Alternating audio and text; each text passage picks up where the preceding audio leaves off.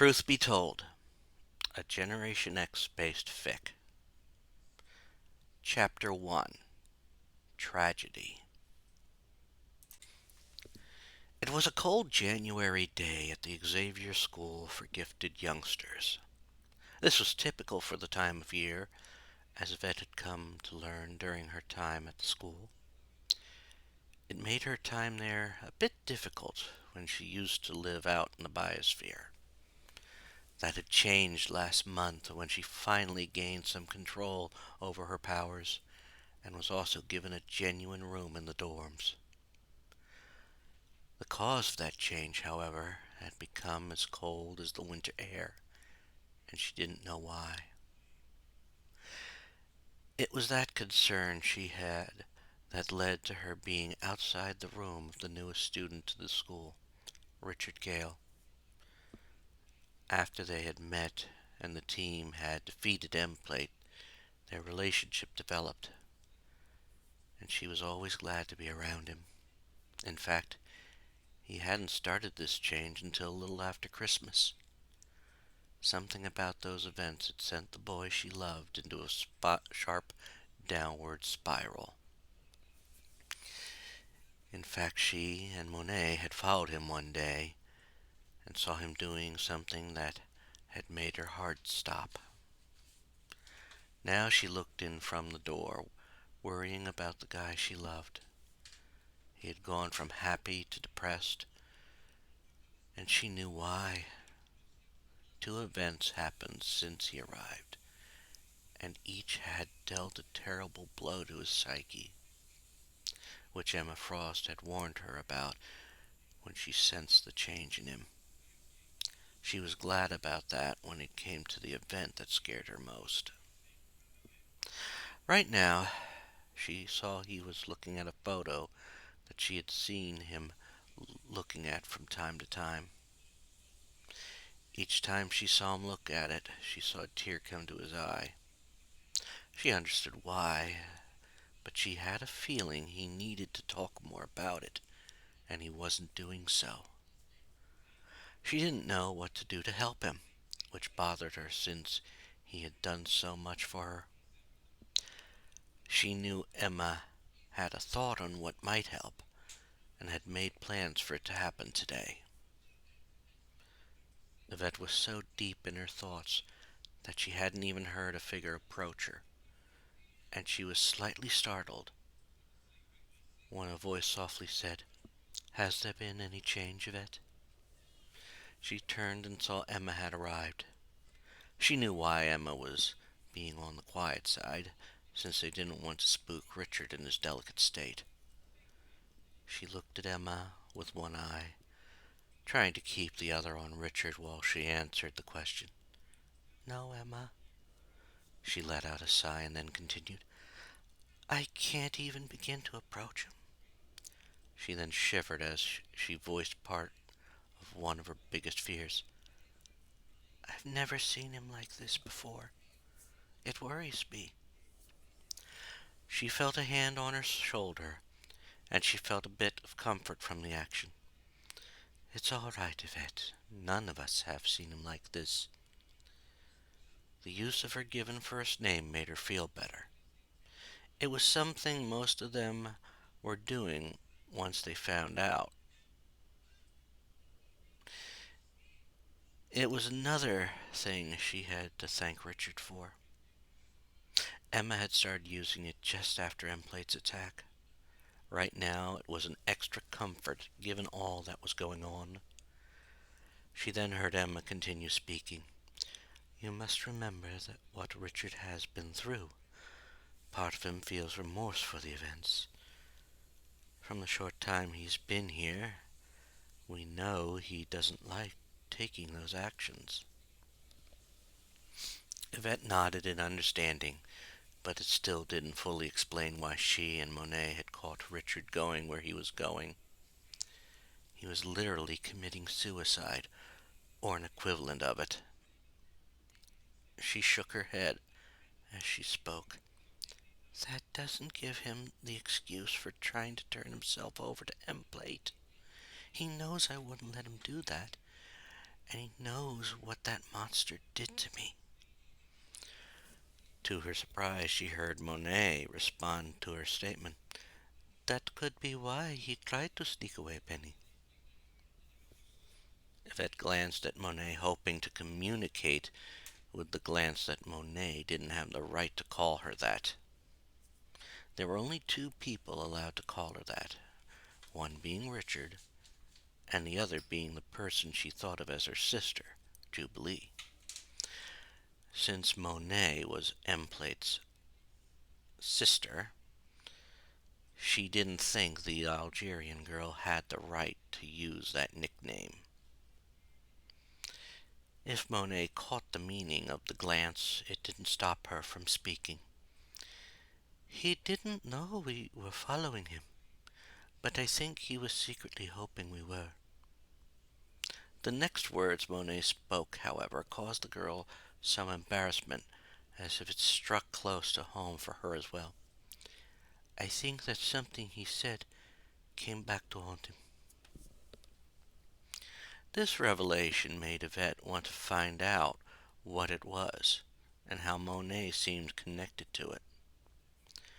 She wasn't even in shock when she said the word at the same time Emma said it. "What?" If it were possible, Yvette would have sworn Monet was blushing at the moment, as if admitting this was an additional embarrassment. "He said to me once that the truth can surface in ugly ways. He faced the ugliest truth in his family not too long ago." Yvette wanted to yell at Monet for saying that. How could she have said such a thing? Yes, what Richard faced was ugly, but it wasn't like he knew about it. She knew about M-Plate and never told the school that he was her brother. Before she could yell, though, Emma interjected, like she knew what was about to happen. "Yes, but that does not take into account the events that happened over Christmas break. We don't know the full details about them, but from what I was able to gather, Richard feels guilty about what happened to Sean's cousin." Yvette had figured that was part of it all, and she didn't know much about the man. She took that moment as an opportunity to find out more, and even cool down. She had noticed that her hands were starting to turn into their clawed form for when her powers were active. "Emma, what's the story between Sean and his cousin? I'm still unsure of it all."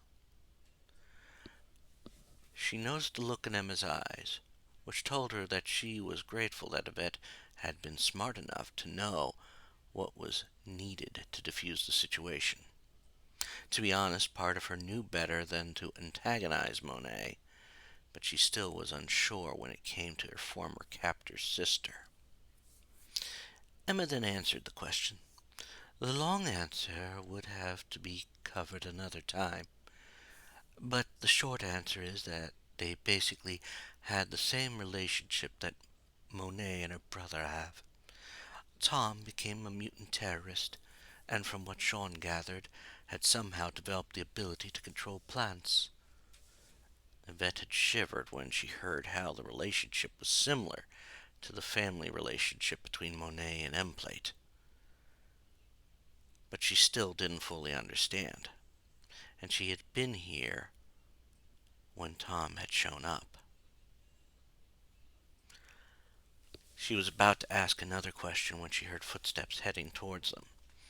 She glanced in the direction they were coming from, and saw both Jubilation Lee and Everett Thomas coming towards them. As the girl she viewed as a sister got nearer, she heard her address Emma. "Emma, Jean and Scott are here." Yvette wasn't surprised by this news. Emma had told her that calling the two X-Men up to the school was the best way they had for helping Richard now. It had been a decision made by both Emma and Sean. Yvette looked into her boyfriend's room again, knowing that the first step was going to be discussing all the events that led up to this, and Richard wasn't in any mental state to be left alone right now. She looked over at Richard again, but asked Emma, "Do you want me to keep an eye on him, Emma, until you need me?" She was surprised when she heard Everett answer the question. "I'm going to keep an eye on him. I don't really have any information to contribute to what caused his state." She turned to face him and saw him smile as he let his mutant aura become visible. "Besides, if he does sneak away, I could track him." Yvette was relieved to hear that. Seemed everything had been thought of at the moment. Now, however, was the more nerve-wracking moment. She was going to meet Scott and Jean Summers, the two who were presently in charge of the X-Men, and she would be lying if she said she wasn't nervous about that. Still, she walked with the group that headed over to the main building on the school's campus.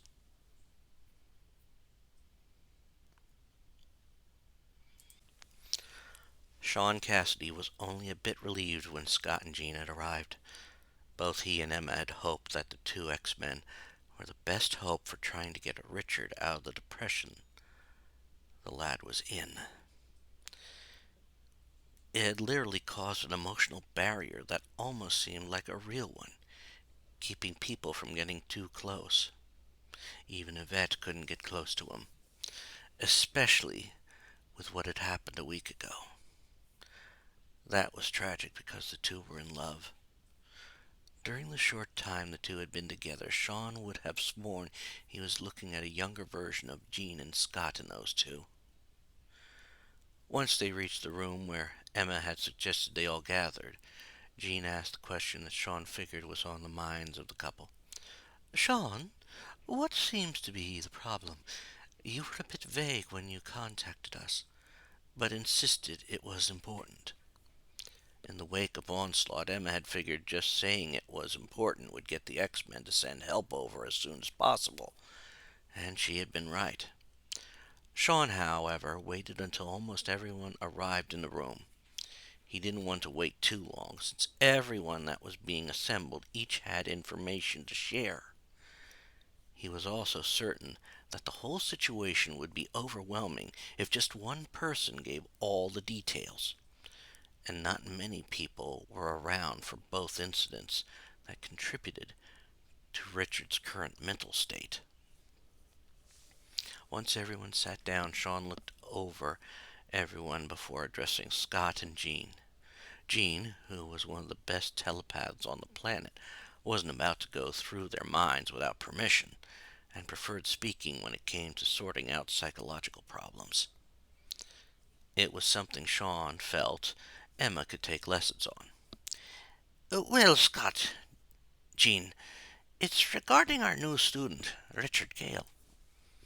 To Sean's surprise, it was Scott who reacted first. It was true that he first mentioned the new student to Scott when Richard had first contacted him. "Wait, wasn't that the one you called us about, asking if he contacted us first?" For a moment, Sean thought he could sense an extra bit of concern in Scott's voice, as if the tactical leader of the X-Men seemed to be jumping to an incorrect conclusion. Sean raised his hand in a placating gesture, determined to calm Scott's fears. "Yes, but I assure you that it is nae what you think." Once he saw Scott relax, he continued. "Recently, he has closed himself off from everyone, including Yvette." When he mentioned her, he motioned to her at the table. When she stood and nodded, he noticed a look of confusion on the X-Men's faces. He added as she sat back down, smoothing her blue dress, an item she had first worn on the day Richard recovered. "You may know her better as Penance." That little revelation took both by surprise, but Jean more so. She spent a minute staring at Yvette before saying, "What happened to cause this change? It's amazing." She then glanced over at him. "Was this the new student's doing?" He was about to answer when Emma spoke. "Yes, Jean. Richard has the mutant ability to fully mimic a mutant he is close to. Shortly after his arrival, he formed a connection with Yvette, which has caused Yvette to become the person you now see. She has better control over her powers as well as budding psychic abilities. In fact, until recently, she and Richard have been inseparable. Sean watched as the two take that information in. It was evident that they now realized how much of an impact that the new student had made, and why their help was needed.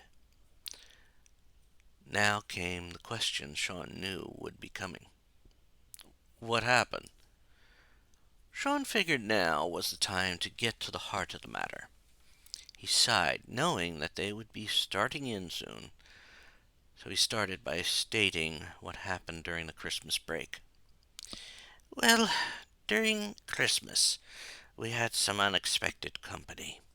My cousin Black Tom had been on the school grounds. There was only 5 students left at the school at the time, and it had been Richard who had discovered Tom's presence. At that moment Sean saw Scott shake his head, as if the spectacled X-Man was having a hard time wrapping his head around what he heard. Wait a second. How could this new student manage that? Does his power really work like that? Sean nodded in the affirmative. Aye, that it does. He takes on the ability of the mutant he is closest to when he is in a neutral state. When I picked him up at the airport, his power detected M-plate when the blighter was out of sync with our world. He can even use that mutant's ability against him if he chooses. He noticed that Jubilation was about to say something, but then the girl must have thought about what she was going to say. He then noticed Monet looked like she was about to say something. He glanced at her, and she said, I did see Richard manage to use my brother's ability against him, in some sort of way.